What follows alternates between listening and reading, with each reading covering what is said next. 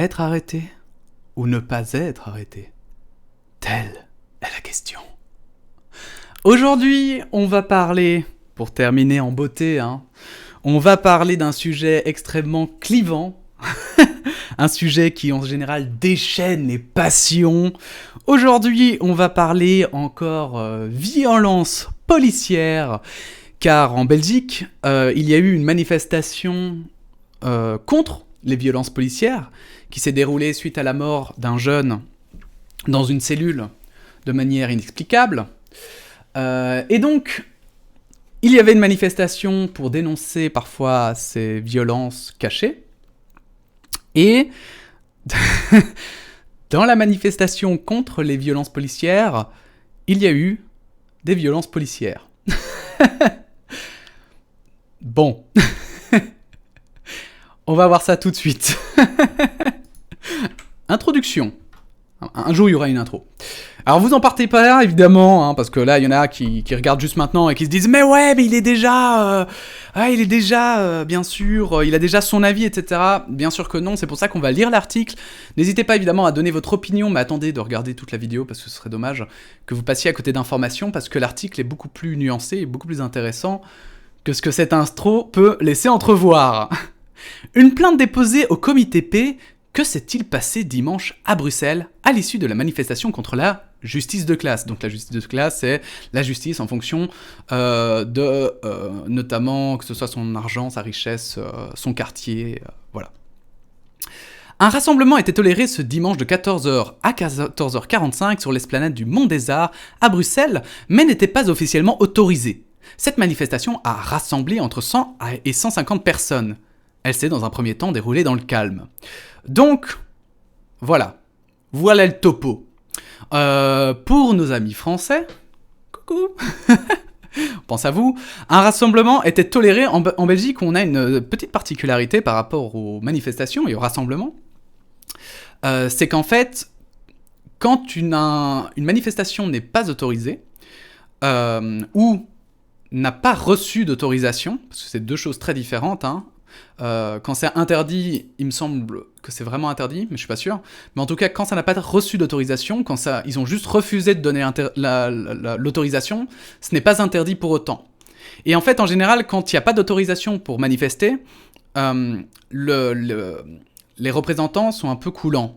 La police va essayer d'abord de négocier avec les manifestants. En France, il me semble que c'est beaucoup plus rentre dedans. En Belgique, il y a d'abord une phase de négociation où ils vont dire, par exemple, ils vont négocier avec les organisateurs de la manifestation. Ils vont dire, bon, ok, combien de temps vous vouliez rester? Ah ben nous, ça va pas puisque déjà c'est pas autorisé. Ok, on trouve un entre-deux et puis voilà, ok. Perso, je trouve que c'est un truc très cool en Belgique. Je trouve que ça devrait être comme ça partout d'ailleurs. Parce que c'est pas parce que c'est pas autorisé que pour autant, tu peux pas empêcher les gens non plus de circuler, etc. Et en plus, ça évite des problèmes, des troubles. Donc, elle s'était dans un premier temps déroulée dans le calme, d'ailleurs.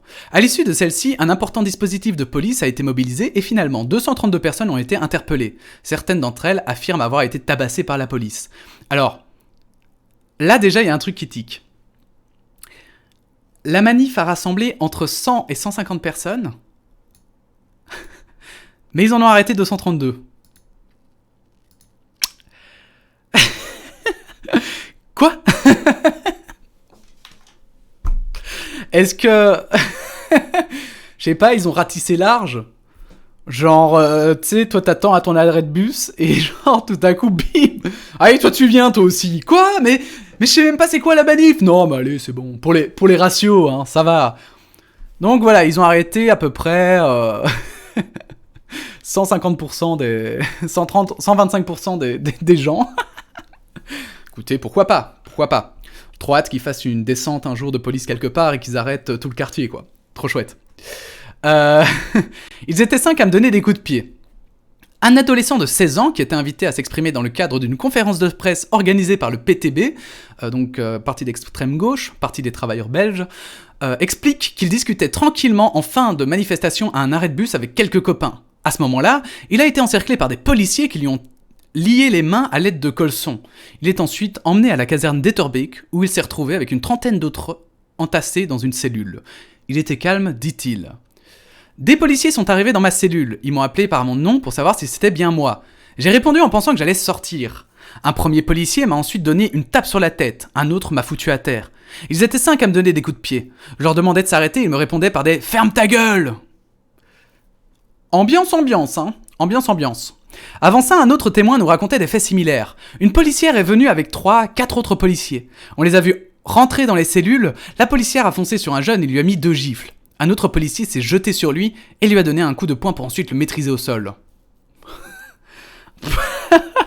Ok. Alors que plusieurs témoins dénoncent des violences physiques, d'autres décrivent des provocations, des menaces et propos insultants de la part des policiers. C'est le cas d'une adolescente de 17 ans. Le policier qui était avec nous dans le fourgon a dit que ça puait la femme ici, que c'était dégueulasse. Autre témoignage, celui d'un passant, présent par hasard sur le lieu de dislocation de la manif. Il dit avoir vu une voiture de police heurter violemment un manifestant. Cette voiture a percuté un jeune homme qui courait sur la rue. Ce jeune homme a rebondi de la voiture sur un fourgon de police et s'est cogné au sol. Le choc a été extrêmement violent. 2-3 secondes après, il s'est relevé en titubant. Alors, évidemment, tout ça, ce sont des témoignages. Et on dit toujours que les témoignages ne sont pas des preuves. En droit, parce que on le sait maintenant avec le temps. J'avais regardé, c'était quoi en anglais ? Oui, c'est ça, une vidéo en anglais, je sais plus pourquoi, mais justement où il démontrait que quelle que soit la couleur de peau ou quoi, la plupart du temps, on voyait pas toujours exactement en tant que témoin, on n'avait pas forcément la bonne compréhension de la scène et surtout des coupables. On pouvait totalement se tromper en fait de personne, par exemple dans l'identification, parce que quelqu'un qui a simplement comment on appelle ça, un capuchon peut paraître noir, de couleur noire, alors qu'en fait il peut être tout à fait blanc, mais comme il était sombre et que ça s'est passé très vite, la personne a mal vu. Voilà, enfin il y a plein de choses de vraiment du même style en fonction de la culture aussi, etc. qui peuvent biaiser ce genre de témoignage, mais ce qui est, voilà, un témoignage, c'est pas fiable. Mais par contre, 4-5 témoignages, dont celle d'un passant qui est probablement plus objective que les personnes qui sont dans le feu de l'action, eh bien, se plaint effectivement qu'il y a eu des violences de la part de la police. Et puis surtout, une voiture qui fonce sur un manifestant, je sais pas si c'est vrai, mais je trouve ça badant que ce soit vraiment celui d'un passant. Qu'un passant dise ça, vous vous rendez compte ? Parce que je veux dire, un gars aurait dit ça, je me serais dit, bon, peut-être qu'il exagère, hein, peut-être que, bon, voilà, la voiture de police, ils ont voulu lui faire peur ou je sais pas quoi, ils lui ont touché le genou, il a fait « Ah !» Mais là, c'est un passant qui a vu ça et qui est en mode genre « Ouais, j'ai vu ça. » Bon, voilà. La plateforme citoyenne Justice pour Mehdi, un des jeunes qui s'est fait tuer dans les mois précédents pendant du coup le Covid, je pense. Bref, nous confie avoir été contacté pour une douzaine de faits différents. Et de manière générale, les témoins s'accordent sur la disproportion des moyens policiers mobilisés pour une manifestation qui s'est déroulée entièrement dans le calme. La police justifie les forces déployées. Certains voulaient casser. Contacter la zone de police Bruxelles-Capitale XL explique que les moyens étaient justifiés après l'analyse du risque. Certains, dit la porte-parole, avaient l'intention d'aller casser. Si elle a eu tant d'arrestations après une manifestation sans incident, c'est que les manifestants n'ont pas obtempéré à la demande de dispersion. Quant aux accusations de violence, elle dit ne pas être au courant. Aucune plainte n'a été déposée ce lundi. La police précise également qu'en cellule, des urinoirs ont été arrachés. Cela pourrait expliquer des interventions policières. Et ça, c'est intéressant quand même, aussi, parce qu'évidemment, il y en a qui se font passer pour des enfants de cœur et puis qui, au final, cachent bien leur jeu. En effet, on a vu notamment, une fois, des casseurs casser des magasins, et il y avait, j'avais notamment en tête le bourgmestre, donc le maire d'Ixelles, qui s'était mis devant eux pour essayer de les calmer, mais on aurait dit des furies, quoi. C'était vraiment des gars qui étaient juste là pour casser. Au final, il s'était avéré que c'était pas des Bruxellois, il me semble. Il y avait toute une histoire autour. On n'était pas sûr que c'était des Bruxellois. On se demandait si c'était pas des gens qui venaient d'ailleurs, etc. Mais bref, c'est vrai que, en tout cas, parfois, effectivement, il y en a qui vont dans les manifestations pour foutre la merde. Maintenant, et ça c'est autre chose, maintenant, ça doit toujours être proportionnel. Et on sait qu'il y a des problèmes dans la police. On sait qu'il y a des problèmes de violence là-dessus. On sait, en fait, moi, c'est ça qui un peu me divise. C'est qu'en même temps, pourquoi en fait, ils ne disent pas, bah oui, effectivement, si c'est avéré, c'est scandaleux. Pourquoi est-ce que les chefs de la police ne disent pas ça? Pourquoi est-ce que les syndicats de police, aussi, quand il y a des violences policières avérées, ne disent pas, bah effectivement, ça c'est pas un... Enfin voilà, nous c'est pas ce qu'on représente. Ce ne sont pas nos valeurs, c'est pas les valeurs de notre syndicat, etc. Ça, j'avoue que je ne comprends pas, parce qu'il me semble que pourtant, il y a des syndicats qui dénoncent quand il y a des membres qui sont, par exemple, racistes ou quoi que ce soit, qui les dénoncent. Il y a des chefs d'entreprise ou quoi qui dénoncent leurs employés quand ils franchissent des lignes, qu'ils soient, je sais pas moi, violents, qu'ils soient... Enfin, ça arrive. Mais pourquoi est-ce que dans la police, il y a une espèce d'omerta comme ça, où, mais non, tout le monde qu'il est gentil, et c'est juste une poignée, mais on sait pas trop qui c'est. Alors que, en fait, je trouve qu'effectivement, ils devraient trouver cette poignée de policiers qui ne sont pas bons, et simplement leur mettre une putain de peine exemplaire, et qu'on n'en parle plus, en fait. Et qu'ils disent, ben voilà, ça c'est pas des policiers, en fait. Ça c'est pas ce qu'on représente. Et effectivement, c'est scandaleux, et effectivement, nous on est dégoûtés par ça. Mais ils le font pas toujours, c'est un peu dommage. Une plainte déposée ce mardi au comité P. Ce mardi, en début d'après-midi, la police des polices, le comité P, annonçait finalement avoir reçu une plainte concernant le dossier. Nous avons par ailleurs contacté la Ligue des droits humains et son observatoire des violences policières Police Watch. Elle a effectivement reçu des plaintes en phase d'analyse, mais déjà se dit interpellée par la nature et le nombre de faits relatés. Il y a beaucoup de gens qui dénoncent la Ligue des droits humains, et je voulais juste le dire quand même, parce que Amnesty International s'était pris plein la gueule. La Ligue des droits humains, les gens, quand même, objectivement parlant, si on prend du recul, c'est juste une association qui s'occupe de vérifier que les droits humains soient bien suivis. C'est pas un lobby, c'est pas, je sais pas, des gens qui veulent avoir du pouvoir, ça n'a rien à voir avec ça. C'est vraiment plutôt... C'est plutôt une association déjà, il me semble, hein. La Ligue des droits humains, c'est une association, donc financée par le gouvernement en plus, qui simplement veille à ce que les droits humains soient respectés. Et donc c'est aussi leur travail, et comme c'est le travail d'un avocat, comme c'est le travail d'un policier de mettre fin à une manifestation interdite, parce que ça, par exemple, c'est le côté qui ne m'étonne pas. Oui, à mon avis, la manifestation, il y a des manifestations qui sont restées, et bien sûr, si c'était le deal, il fallait les disperser. Là-dessus, je suis 100% d'accord. Si effectivement le deal c'était de rester 1 heure et qu'après 1 heure ils étaient toujours pas partis, la police à un moment donné, oui, elle doit agir. Maintenant, est-ce qu'elle doit envoyer direct du lacrymo dans la gueule de tout le monde, ou est-ce qu'elle doit juste aller chez les organisateurs et dire bon allez là maintenant c'est bon, on a été sympa, maintenant dégagez. Voilà. Mais c'est vrai que la Ligue des droits humains, s'il vous plaît, prenez un peu de recul. C'est pas juste... Voilà, ce sont juste des gens qui font leur travail en défendant, effectivement, lorsqu'il y a suspicion de non-respect des droits humains.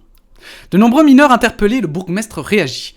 86 mineurs faisaient partie des personnes interpellées. Le bourgmestre de Bruxelles, Philippe Claus, a été interpellé ce lundi soir au conseil communal par le PTB, toujours le parti d'extrême gauche, sur les circonstances de ces arrestations. Les 86 mineurs ont été remis le plus vite possible aux parents. Toutefois, 15 mineurs entre 15 et 17 ans dont les parents ne désiraient pas venir ont été déposés à la gare centrale.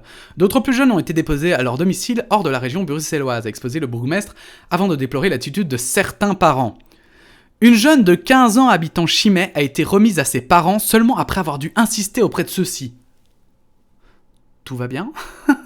Un procès verbal sera rédigé pour mineurs en danger car les parents n'ont pas désiré venir la chercher. C'était ce à quoi les policiers étaient confrontés, conclut Philippe Claus. Les 232 personnes ont toutes été libérées au plus tard vers minuit. C'est là-dessus que se termine l'article, et je vous montre même pas la fin, quel scandale. Désolé. Mais effectivement... beaucoup d'arrestations finalement, qui ont toutes été... Bon, elles ont toutes été libérées, ça c'est le côté positif. Vers minuit, maintenant on sait que la police utilise parfois ça pour dissuader les manifestations. En France beaucoup, en Belgique beaucoup moins, d'après ce que je lis. Enfin beaucoup moins, bon, moins, pas beaucoup moins. Maintenant, les mineurs, effectivement, c'est bizarre qu'il y ait eu autant de mineurs arrêtés. Maintenant, on sait aussi qu'il y a des mineurs qui en profitent du fait qu'ils soient mineurs pour aller casser parce que, je ne sais pas, une culture, une éducation, une façon de voir la vie différente. Et du coup, peut-être que la question se pose aussi, parce que c'est pas normal qu'il y ait peut-être, voilà, si... Imaginons, d'accord, je dis bien, imaginons que les 86 mineurs soient tous effectivement des casseurs, d'accord ? Imaginons. C'est quand même vachement problématique, quoi. C'est pas normal que ces mineurs soient des casseurs. C'est qu'il y a un problème dans leur vie, c'est qu'ils ont des problèmes. Et moi, je trouverais ça intéressant qu'il y ait un suivi, en fait, de tout ça, que ce soit pas juste Qu'on les rende pas juste à leurs parents, et puis bon, tant pis, quoi, voilà, et puis les parents, au pire, ils payeront les pots cassés. Non, je trouve qu'en fait, soit ces mineurs ont été arrêtés pour rien, parce que juste ils traînaient là, et puis bah voilà, soit effectivement, ces mineurs sont des casseurs, mais dans ce cas-là, il faut agir. On peut pas juste se satisfaire de bah ouais, on les a arrêtés parce qu'ils foutaient la merde, et puis voilà. Oui, une connerie, ça peut arriver de temps en temps, hein, je dis pas, hein, moi aussi j'ai fait des conneries à 16 ans, entre 15 et 17 ans, mais putain, genre, quand même quoi. Si t'es casseur et que t'es fiché comme casseur en étant mineur, faut régler le problème. Bref, voilà, c'est un peu tout pour cet article. Bien sûr, n'hésitez pas à donner vous aussi votre opinion en commentaire. Hein. Soyez très respectueux parce que je sais que la violence policière, c'est vraiment un sujet très très touchy. Donc s'il vous plaît, respectez-vous, soyez sympas, bienveillants les uns envers les autres. De toute façon, les commentaires qui ne seront pas bienveillants seront supprimés. Et puis ensuite, bah évidemment, n'hésitez pas à liker, à vous abonner, toutes ces choses-là, à partager à ceux qui n'auraient pas été au courant de ce petit fait, par exemple. Voilà, on se retrouve bientôt pour un autre article, et puis bah des bisous, tout simplement. Hein. Salut. Je sais même plus quoi faire comme geste.